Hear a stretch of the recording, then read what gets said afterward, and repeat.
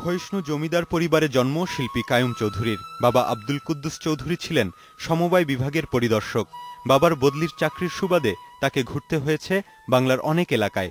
তাই বাংলাকে তিনি দেখেছেন বিভিন্ন রূপে, বিভিন্ন ঢঙে। মক্তবে শুরু হয় তার শিক্ষাজীবন। সেখান থেকে চট্টগ্রামের স্কুল, কিছুকাল কুমিল্লায় কাটিয়ে চলে যান নড়াইলে। সন্দ্বীপ ও ফেনীতে পড়েছেন নিম্ন মাধ্যমিক স্কুলে। ফরিদপুর থেকে ময়মনসিংহ হয়ে এসে ১৯৪৯ সালে সিটি কলেজিয়েট স্কুল থেকে ম্যাট্রিক পাশ করেন। ১৯৪৯ সালে আর্ট ইনস্টিটিউটে ভর্তি হয়ে কাইয়ুম চৌধুরী কৃতিত্বের সঙ্গে শিক্ষা সমাপন করেন ১৯৫৪ সালে। ১৯৫৫ থেকে ১৯৫৬ সাল পর্যন্ত কাইয়ুম চৌধুরী নানা ধরনের ব্যবহারিক কাজ করেছেন।